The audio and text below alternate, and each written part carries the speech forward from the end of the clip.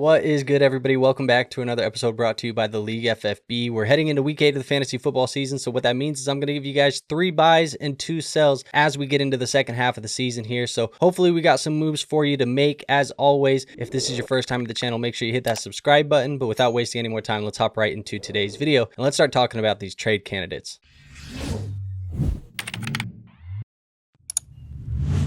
All right, so the first player that I think we should be buying going into week 8 is going to be Derrick Henry, running back for the Baltimore Ravens. Now, he's obviously coming out of his bye week, so the good thing is you don't have to worry about a bye week later in the season. You get him the rest of the way, and Lamar Jackson should be back in this lineup in the back half of the year, which should help a lot with the Baltimore Ravens' offensive efficiencies. Now, the reason why I really do like Derrick Henry as a bounce-back candidate in the second half is because the first half hasn't been that great, but in his remaining schedule, he only has 3 of his remaining matchups against top 10 run defense. And when you look at the fantasy playoff schedule, he does get to play the Miami Dolphins, who've been giving up points galore to running backs in week 9. He also gets the Cincinnati Bengals in weeks 13 and 15 to end the year, who have also been giving up a ton of points. So lots of good matchups to exploit here in the back half of the season. And his rest of season schedule is the 12th easiest for all running backs. Now, my second buy is going to be at the wide receiver position. I think Jameson Williams is an awesome buy candidate, potentially heading here into the rest of the season. Now, I am recording this before Monday Night Football, so you see it says he has the upcoming game in week 7 against Tampa Bay. If anything happens injury-wise, things like that, obviously this take will change. But as of right now, I do think he's a great buy. Now, he's going into his bye week here in week 8 of the fantasy football season, so you might be able to catch some fantasy football managers who are willing to make a move for him, sell him because he's not going to be in their lineup this week and they might need some production. So good opportunity for you to trade for Jameson Williams. And he only has 1 of his remaining 9 games against a top 10 defense. And he gets to play against the Cowboys, the Rams, and the Steelers from weeks 14 to 16, which would give him a very good early playoff stretch of games where he's going to be playing against these bottom 7 defenses against the wide receiver position. I look at the rest of the season schedule for Jameson Williams. It is the 3rd easiest against wide receivers. So certainly a great trade target. Obviously, Amon-Ra St. Brown as well, but Amon-Ra is going to be an arm and a leg. Jameson Williams would be a way to buy into this passing offense without costing you the Amon-Ra St. Brown prices. So Jameson Williams, great buy. Another buy that I think we could take going in at the tight end position is going to be TJ Hockenson for the Minnesota Vikings. Look, I know TJ Hockenson hasn't had the greatest start to the season. I know the Vikings necessarily haven't had the greatest start to the season, but Hockenson has seen a nice jump in his snaps over the last 2 weeks, and I think that's mainly because the Vikings offense is getting a little bit healthier. The offensive line specifically is getting healthier, meaning that TJ Hockenson isn't having to help out in that blocking game as much as he has before in the past couple of weeks, and now he's getting to kind of play that receiver role again for the Minnesota Vikings. So I think, yes, there is likely a quarterback change coming with JJ McCarthy getting healthier. Obviously, we've heard the rumors of,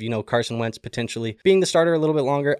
It's JJ McCarthy's team to me, so I really do think that there is going to be the quarterback change here soon. I don't think Wentz has played good enough to cement himself as a long-term starter for the Vikings. And with Hockenson getting a little bit back on track with this offense, I do think he has a really nice schedule rest of the way at the tight end position. 3 of his last 4 matchups are against bottom 8 tight end defense, and he has the 4th easiest tight end schedule remaining. So certainly a player I'd be willing to take a shot on at a position where we're looking for upside every single week. But now that I got my 3 buys out of the way, how about 2 sells? The first one for me is going to be J.K. Dobbins, running back for the Denver Broncos. Now, J.K. Dobbins has been very solid to start the year. He's been one of the better draft picks I think that we could have made at the running back position, but we have seen RJ Harvey just get slightly more involved in this offense over the last couple of weeks. And I do think if you do believe RJ Harvey is going to be a little bit more involved in the back half of the season, where we do see those rookie running backs typically start to get that increase in snap share, the increase in opportunities. We're looking at Trevion Henderson as well for that. We hope that that comes his way. But if you do believe in that logic, which we've seen happen over years past, I do think that would mean a little bit more of a split for J.K. Dobbins, which would lower his upside overall in this offense. Now, not only J.K. Dobbins potentially losing some snaps to RJ Harvey, if you don't believe that, you at least got to believe the fantasy football schedule is getting a lot tougher. All 3 of his fantasy football playoff matchups are going to be against top 10 defenses, and when it comes to defending the running back position for fantasy, he has the 3rd toughest playoff schedule amongst all running backs. The rest of season, it's still the 9th toughest for all running backs as well. So it gets tough, and then it gets the toughest in the fantasy playoffs for J.K. Dobbins. One more sell for you at the running back position, and it's going to be DeAndre Swift. And I know DeAndre Swift's been playing some good ball lately. This is more of a speculative sell in a couple of weeks because I don't really have anybody here that I think is a strong sell. So I want to just kind of bring up DeAndre Swift's name for this reason and this reason only. He has a really good stretch of games here over the next couple of weeks. So that said, after week 11, he does have the 2nd toughest remaining schedule for the running back position. So he's a player that I would let have a couple more big weeks, potentially over the next couple of games where he does have some good matchups matchups. And then I would be trying to sell high off of DeAndre Swift as we approach that trade deadline in fantasy football. Now, looking at his schedule, 3 of his last 4 games to finish the season are going to be against top 3 defenses at the running back position. And he does have the single toughest playoff schedule for all fantasy football running backs this year. So rest of season, the 6th toughest, after week 11, the 2nd toughest, and then the fantasy football playoffs, the toughest. It is going to be a trend where it's getting tougher and tougher and tougher for DeAndre Swift. So if he does give you a couple more spike weeks, make sure to sell high before that trade deadline and that schedule gets a little bit tougher for him. All right, so there you have it, folks. That is 3 buys, 2 sells, 5 players I would potentially be looking to trade for or trade away as we head into week 8 of the fantasy football season. We're only going to do this for a couple more weeks because those trade deadlines are approaching. So make sure you guys are subscribed to the channel if you're not already, because you don't want to miss any of the future content. Also, if you like this content, do me the favor, hit the like button. It is the best free way to show this channel some support, and go find our free Discord. It is linked in the description.